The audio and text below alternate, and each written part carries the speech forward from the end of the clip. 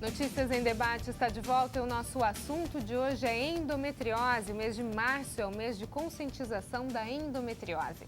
E sobre isso a gente conversa com um ginecologista especialista em reprodução humana, Dr. Carlos Marcondes.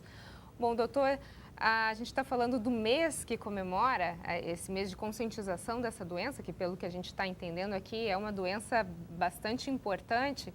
E ela é comemorada no mundo inteiro, né? Esse mês de conscientização, é isso cor mesmo, amarela. Roberto. Então, por coincidência, a gente está falando desse assunto agora, em março. Então, é o mês da Marcha Mundial da Endometriose, a Endomarch que eles chamam.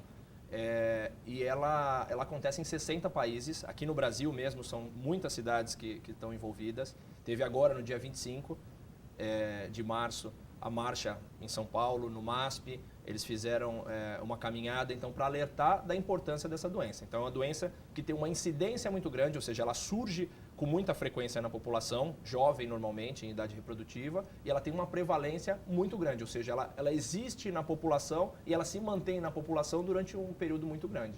Agora, a idade, como você estava falando, é população jovem, mas eu posso ter nos primeiros meses, primeiros anos da menstruação, um adolescente pode já apresentar endometriose? Normalmente ela é difícil de se apresentar de uma forma avançada nas primeiras menstruações. Então, normalmente a gente começa a desconfiar, então isso que o ginecologista tem que estar alerta para paciente que tem queixa de menstruação dolorosa desde o início das menstruações. O ginecologista tem que estar atento para acompanhar essa paciente e, quanto antes, diagnosticar endometriose. A gente tem histórico de paciente, mesmo antes da primeira relação sexual, de você pedir exames que já te dão mais ou menos, tem exames de sangue que a gente consegue saber e pelo menos estimar como está a inflamação pélvica dessa paciente. E você não precisaria do ultrassom transvaginal que eu falei, porque a paciente não teve relação, mas você poderia fazer uma ressonância magnética de pelve e isso já mapearia o início dos exames. A gente sabe, outra coisa que eu gostaria de destacar, que o diagnóstico de certeza da endometriose só é feito quando a gente faz a biópsia lá dentro, então quando a gente faz uma cirurgia. Então, quando você faz uma videolaparoscopia e você faz uma biópsia, você faz a cirurgia e você manda isso para análise anatomopatológica, é aí que tem o diagnóstico de endometriose. Mas com a história da paciente, então com as queixas da paciente, mais os exames de imagem e mais os exames de sangue que a gente consegue fazer, você normalmente tem uma assertividade aí muito alta. Um diagnóstico clínico, né? Um diagnóstico clínico quase de 90% a 95%. Agora, doutor, tem cura a endometriose? Então, esse é um dos temas que a gente discute. Então, todo congresso que tem, seja aqui no Brasil ou fora, a gente discute se a endometriose ela é controlada ou se ela é curada. Então, o que eu acredito é que a endometriose é controlada. Você consegue tirar a maioria dos focos, ou às vezes todos os focos, mas se você não tomar cuidado, essa doença pode acabar voltando. Então, se a paciente fez uma cirurgia completa, com uma equipe competente, fez tudo direitinho, mas depois disso eu deixar ela menstruar, ela não tiver filho durante mais 5, 10 anos, talvez essa endometriose volte a aparecer. Porque isso pode ser uma predisposição do organismo da pessoa. Sim, então uma das coisas que a gente pergunta no histórico clínico é sobre se a paciente tem algum histórico na família, se ela tem mãe, se ela tem irmã, principalmente parente de primeiro grau. Se ela tem mãe ou irmã que já tem histórico de endometriose, já fez tratamento para endometriose ou já teve infertilidade, essa paciente tem 6 vezes mais chance de ter endometriose. Então, tem também essa correspondência familiar. Então, já tem essa predisposição familiar.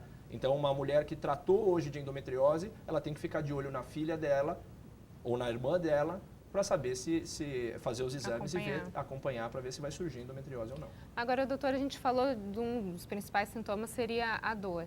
Agora, a questão do sangue da menstruação, esse sangue, se ele for coagulado, um sangue mais escuro, tem alguns indícios que podem detectar? Normalmente não. Então, não tem um marcador da cor ou da coloração do sangue, da característica que sai o sangue com endometriose. Normalmente, o mais frequente a gente descobrir em relação à dor.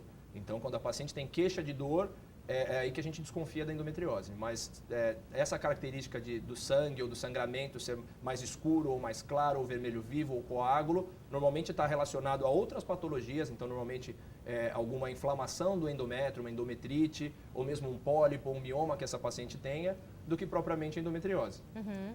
Alimentação, alguma dica? Alguns trabalhos e alguns centros falam sobre alimentação para endometriose. Então, todas as alimentações que não tiverem nada muito condimentado, que não levem muito sal, nada que possa irritar ou inflamar mais o organismo, isso normalmente ajuda a endometriose. Então, o que inflama menos o organismo, então bastante fruta, coisas que soltam o intestino, muito legume. Normalmente a alimentação saudável ajuda a endometriose a ficar de um modo mais calmo, assim como a atividade física. Então, é isso que eu ia te perguntar também. A atividade física é outra coisa que é indicada e melhora. Então, isso já existem trabalhos, alguns trabalhos, que mostram que as pacientes que são sedentárias, que ficam em casa, elas saem do trabalho, vão para casa, de casa para o trabalho, essas pacientes sentem mais e queixam mais da endometriose. Uhum. Então, às vezes, pela explicação ou da paciente ocupar a cabeça ou da própria liberação de endorfina, que a atividade física dá, ela melhora e controla esses sintomas. Agora, doutor, uma pessoa que tem endometriose, o que é essa endometriose? Se ela não for tratada, o que ela pode ocasionar? Alguma doença mais grave?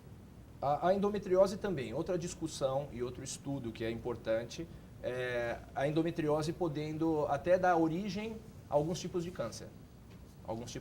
Então, isso é uma coisa relativamente recente, dos últimos 10 anos, e tem sido bastante pesquisada, porque a gente sabe que qualquer doença que causa lesão tecidual, ou seja, qualquer coisa que inflama, que machuca o tecido, esse tecido tem que se regenerar. Uhum. E quando ele se regenera, a chance de aparecer alguma célula com problema, alguma coisa, é maior.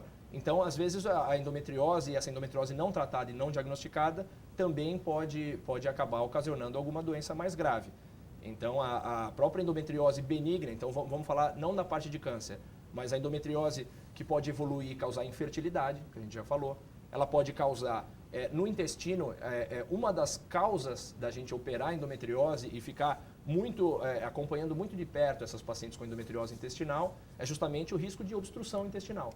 Ela tem uma suboclusão intestinal por crescimento desse foco para dentro do lúmen, para a luz do intestino.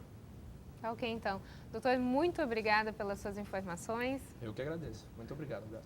O Notícias em Debate fica por aqui. Uma ótima noite para você. A gente se vê. Até mais.